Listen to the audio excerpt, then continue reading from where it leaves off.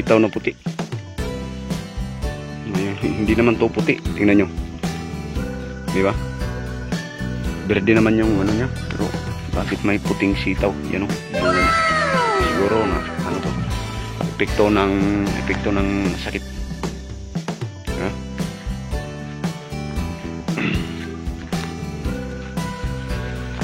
Yung tanim namin na kalabasa siguro malayo yung distance niya kasi hindi masyado makapal yung sa baba. Yan. Pero pag harvest namin, papakita namin sa inyo. Gusto namin kasi ma-share ito sa ano, share namin sa inyo na mas malawak yung tanim, mas malaking income.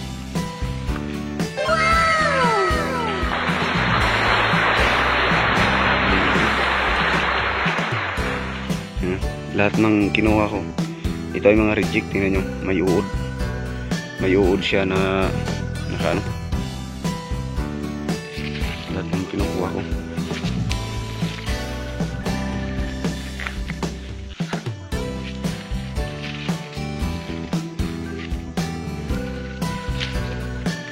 Yan, malapit na tayo matapos, hanggang dyan lang yan sa may nyug.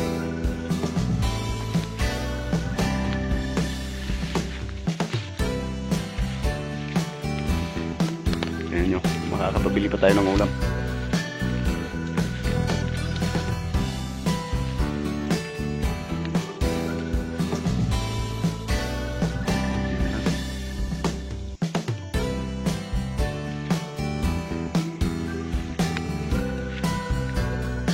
Saka dyan sa baba yung yung ano natin, kalabas. Mamaya pa pasisili ko sa inyo. Busog na busog pa kasi ako sa ano, inihaw na baboy. Yung inano namin, sayang hindi ko na kunan ng video yung inihaw namin na baboy. Wala kasing cameraman, tulog pa yung madaling araw kasi kami, tulog pa yung asawa ko at anak ko.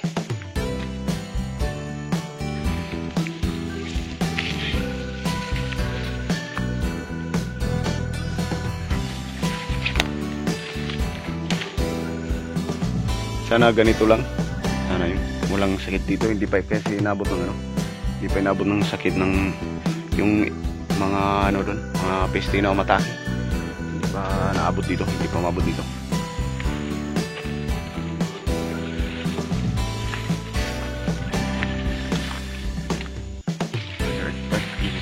Ambil nabi. Tingnan nyo. Marami-rami pa rin.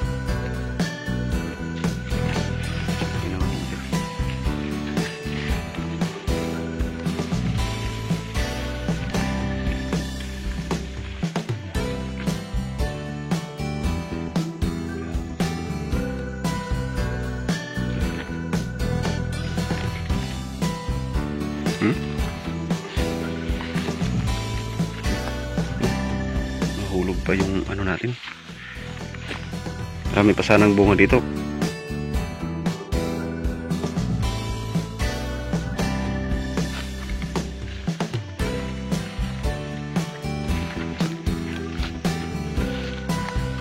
Harap ay damo nga to, Jer.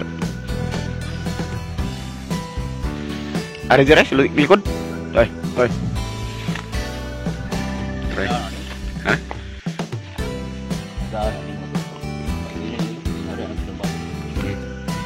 Damang bilang lagi kasi bibi.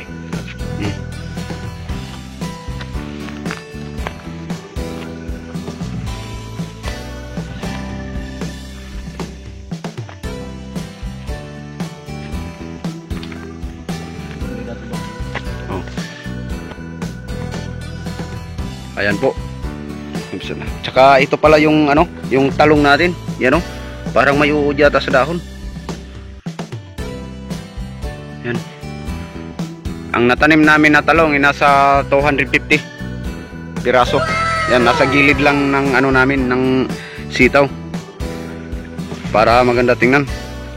Pag malagas na tong sitaw, so papalitan namin to ng bago para sumabay sa ano, dito sa talong.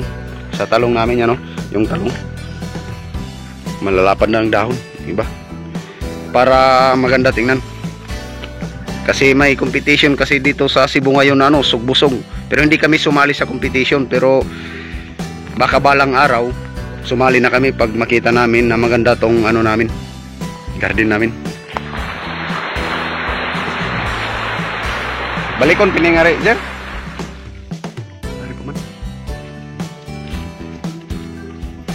Ito yung kalabasa namin. So nag-harvest kami ng kalabasa nung isang araw, kaso di namin nakuna ng video. Baka bukas or sa makalawa makuna na ng video. Yan yung ibang kalabasa namin, pakalat-kalat lang, kahit saan tumutubo yun, no? Kahit saan lang tumutubo. 4 na araw pa lang to, no boss, yung talong natin. 4 na araw, tingnan nyo, ang tataba, ang lalapad ng dahon. 4 na araw mula nung tinanim namin.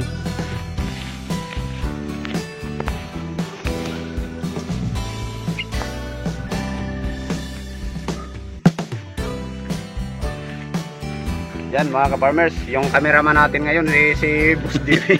Siya yung kumukuha sa atin ngayon ng camera. Kasi nahiya daw siya. Siya yung makikita dyan sa ano, sa video.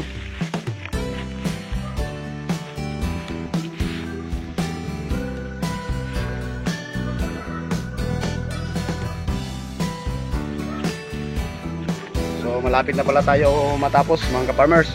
Konti na lang.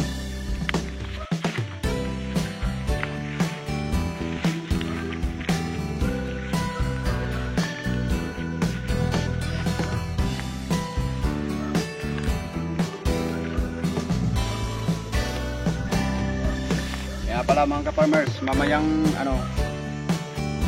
hapon pupunta tayo sa Quarry, mamasyal tayo. Kasi doon overlooking view. So magsisingalong tayo doon mamaya. Punta tayo mamayang hapon pagkatapos natin magpakain ng ating mga baboy. Paparinig ko sa inyo yung boses ni Boss Diri. Magaling ang yan Hindi yan kumakanta yung mabababa yung lyrics, tsaka yung tono mabababa, hindi. Yung kinakanta niyan yung matataas talaga. Yung mataas pa kaysa sa alta.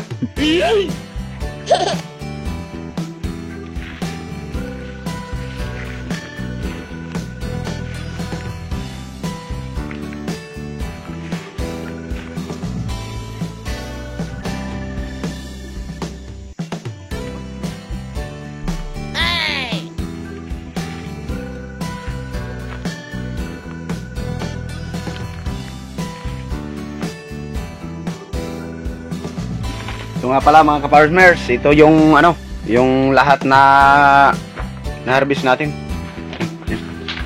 Selfie pa. Yan. Lahat. Nasa likod ni Pangpang yung yung iba. Pangpang. Ano naman yung iba. Yan yung lahat na na-harvest natin. So, pinipili pa niya kung yung reject. Tsaka yung reject nandoon. Yan yung reject.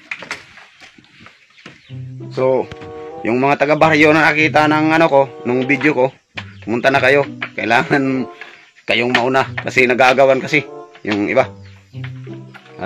Maya lang kikiluhin natin. Pagkatapos piliin yung kikiluhin natin. Doon kina Sir Alpi. Doon natin kikiluhin yung sitaw natin para malaman natin kung ilang kilo yung inabot sa araw na to. Kaya pala mga ka-farmers, pa-shoutout ako dyan sa pamangkin ng asawa ko dyan sa Qatar Airport, si Mr. Brian at saka yung asawa niya, si Mrs. Geraldine. Salamat po, Brax at Jing.